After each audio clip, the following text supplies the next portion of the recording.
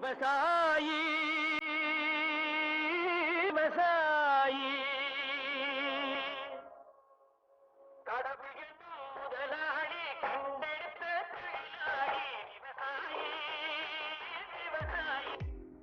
என்னடா எடுத்தோடனே வாத்தியார் பாட்டு பாடிட்டு இருக்காருன்னு நினச்சிருப்பீங்க. வாத்தியார் விவசாயத்தை ரொம்ப பெருமையாக பேசிகிட்டு இருந்தார். ஸோ அந்த பாட்டு கனெக்ஷன் உள்ள ஒரு ஹோட்டல் தான் என்னன்னு பார்த்தீங்கன்னா உழவன் உணவகம். அப்படியே பேரை கேட்டோடனே ரொம்ப சூப்பராக இருந்தது. சாப்பாடும் சூப்பராக இருக்கும் அப்படின்னாங்க. ஸோ அதனால் நம்ம போய் டேஸ்ட் பண்ணிட்டு வந்துடலாம் அப்படின்னு சொல்லிட்டு வண்டி எடுத்துகிட்டு கிளம்பியாச்சு. அது எங்கே இருக்குதுன்னு பார்த்தீங்கன்னா நம்ம சேலம் சென்னை ஹைவே இருக்குல்ல, அந்த ஹைவே பார்த்தீங்கன்னா அந்த Ganesh arts and science college ஒன்று இருக்கும். இதுங்க அந்த காலேஜை காட்டுறேன். அந்த கணேஷ் ஆர்ட்ஸ் அண்ட் சயின்ஸ் காலேஜுக்கு பக்கத்தில் ஒரு 500 மீட்டர்ஸில் பார்த்தீங்கன்னா இந்த உழவன் உணவகம் இருக்குது. இந்த உணவகம் செயல்படுற நேரம் பார்த்தீங்கன்னா மதியம் மட்டும்தான், காலையிலையோ நைட்டையோ கிடையாது. அதுக்கப்புறம் இவங்களோட ஹைலைட் என்ன சொன்னாங்கன்னு பார்த்தீங்கன்னா அந்த மசாலா ஐட்டம் என்ன கெமிக்கல்ஸ் இருக்குல்ல அந்த இது இல்லை. இதுதான் அந்த உழவன் உணவகம். அது எங்கே இருக்குதுன்னு பார்த்தீங்கன்னா அப்படியே ஹைவே மேலேயே தான் லெஃப்ட் சைடு. எங்கேயும் நம்ம உள்ள சந்துக்குந்துலாம் உள்ளெலாம் போக தேவை கிடையாது. அப்படியே அந்த 3 ரோடு ஜங்ஷன் இருந்தால் லெஃப்ட் கட் பண்ணி போனால் சிட்டிக்குள்ளே போகலாம். அப்படியே நேரம் மறுபடியும் போனோம் டூவர்ட்ஸ் போனோம் ஆத்தூர் நம்ம சென்னை போகலாம். இதுதான் அந்த உணவன் உணவகம். இங்கேயும் வந்து எல்லாம் சொல்கிற மாதிரி தான் சொன்னாங்க. நாங்கள் வந்து இந்த கெமிக்கல் இதெல்லாம் ஐட்டம்லாம் எதுவும் யூஸ் பண்ணுறதில்ல, எங்களோட கை வண்ணத்திலே தான் நான் பண்ணுறேன்றாங்க. ஸோ அதனால் உள்ளே போகலாம். உள்ளே போனோடனே பார்த்தீங்கன்னா அங்கே அந்த பேருக்கு தகுந்த மாதிரி பார்த்தீங்கன்னா இயற்கை உண்டான அந்த படங்கள்லாம் அப்படியே வச்சுருந்தாங்க. ஸோ பார்க்க நல்லா இருந்தது. ஸோ அதை தான் அப்படியே எடுத்துக்கிட்டு இருந்தேன். ஒரு ஐயா ஏர் ஓட்டுறாரு. நல்லா வெயிலுக்கு உள்ளே நுழைஞ்சோடனே நல்லா கண்ணுக்கு குளிர்ச்சியாக இருந்தது பார்க்குறதுக்கு. அந்த ஃபோட்டோவும் அந்தாண்ட ஆட்டுக்குட்டியும் பார்க்குறதுக்கு அவ்வளோ அருமையாக இருந்தது. சரி இதை எடுத்தது போதும், சாப்பாட்டை காட்டுங்கிறீங்க, ஒரே நிமிஷம் இதையும் எடுத்துடலாம். பாருங்கள் ஆட்டுக்குட்டி, வெள்ளை ஆட்டுக்குட்டி நல்லா அருமையாக இருந்தது பார்க்குறதுக்கு. அப்புறம் என்னென்ன ஸ்பெஷல்னு கேட்டேன். இன்றைக்கி வந்து போட்டி பண்ணிருக்கேன் ஸ்பெஷல் அப்படின்னு சொல்லி எடுத்து காமிச்சார். நல்லா சூப்பராக இருந்தது. அதுக்கப்புறம் பார்த்தீங்கன்னா ஒரிஜினல் நாட்டுக்கோழி, அது வந்து குழம்பு மாதிரி ஃப்ரையும் கேட்டால் பண்ணி கொடுப்பாங்க, குழம்பு மாதிரி வச்சுருக்கோம் அப்படின்னாங்க.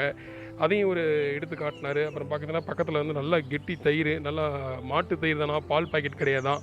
அப்புறம் பார்த்தீங்கன்னா நல்ல ஒரு நல்ல ஒரிஜினல் பொன்னி அரிசின்னு அப்படி. ஸோ நான் என்ன சொன்னேன், இன்றைக்கி வேறு என்ன ஸ்பெஷல் அப்படின்னு கேட்டேன். இன்றைக்கி பிரியாணி உண்டு அப்படின்னாரு.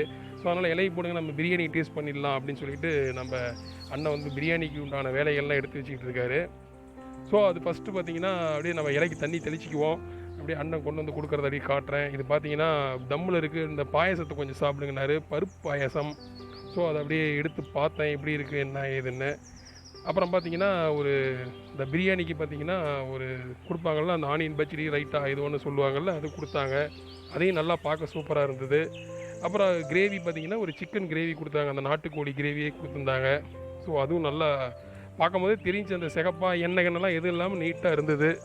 அப்புறம் அண்ணன் பிரியாணி எடுத்துகிட்டு வந்துட்டார் தம்மில் இருந்து. நமக்கு தான் ஃபஸ்ட்டு இது பார்த்திங்கன்னா நமக்கு வந்து சிக்கன் பிரியாணி தான், நாட்டுக்கோழி கிடையாது. சிக்கன் பிரியாணி நான் நாட்டுக்கோழி வேணாம் சிக்கனே கொடுங்க அப்படின்ட்டேன். ஸோ அவங்க சொன்ன மாதிரி எந்த ஒரு மசாலா அந்த இதெல்லாம் வாசம்லாம் ஒன்றும் கிடையாது, நீட்டாக இருந்தது பார்க்க. அப்படி நீங்களும் பார்த்து ரசியுங்கள். லெக் பீஸ் கொடுத்தாரு அண்ணன், பாருங்கள் நல்லா சுட சுட இருக்குது, தூக்கவே முடியல கையிலேருந்து. நல்லா சூப்பரான ஒரு லெக் பீஸு. அந்த ஏதாவது கெமிக்கல் எதாவது ஒட்டிகிட்டு இருக்கான்னு பார்த்தா இயற்கையாக நல்லா வேக வச்சுருந்தாங்க. அந்த கலர் எதுவும் ஒட்டாமல் அந்த பிரியாணியில் இருக்கிற அந்த சாப்பாடு மட்டும்தான் இருந்தது. நல்லா ஒயிட்டாகவே இருந்தது. அந்த கலர் பவுடர்லாம் எதுவும் போடல, வெறும் தக்காளி அவங்களோட இதுதான் அப்படின்னு சொன்னார். அப்புறம் நாம் அந்த குழம்பை கொஞ்சம் ஊற்றி சாப்பிட்டு பார்த்துடலாங்களா டேஸ்ட்டு.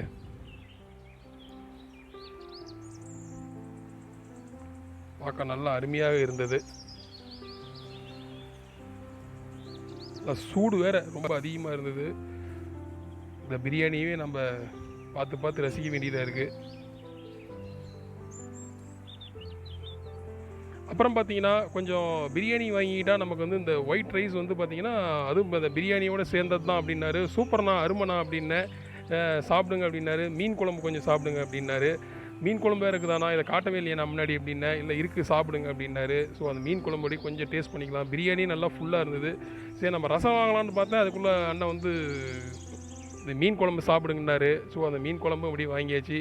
மீன் வெயிலில் கொண்டு வந்து மீனை மறுபடியும் காமிச்சார். இந்த மீன் சாப்பிடுங்க, இது பாறை மீனா, 40 ருபீஸ் சாப்பிட்றீங்களா அப்படின்னாரு. இல்லை வேணாண்ணா, எனக்கு ஒரு முட்டை பொரியல் மட்டும் கொடுங்க அப்படி போதுன்னே. அப்புறம் முட்டை பொரியலும் இங்கே இருக்கிறதுங்கிறது ஒரு இன்ஃபர்மேஷன். அதுலேயும் பார்த்தீங்கன்னா இந்த மிளகு பொடியெல்லாம் பார்த்தீங்கன்னா பாக்கெட் பொடி கிடையாதான், இவங்களே மிளகு வாங்கி நுணுக்கி அதில் சூப்பராக பண்ணுறாங்க.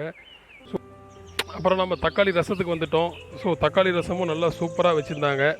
அதுவும் நல்லா அருமையாக இருந்தது. ஸோ அந்த தக்காளி ரசத்துக்கு அப்படியே நம்ம அந்த ஆம்லேட்னு சொல்ல முடியாது, அந்த எக் பொரியல் வச்சு சாப்பிட வேண்டியது தான்.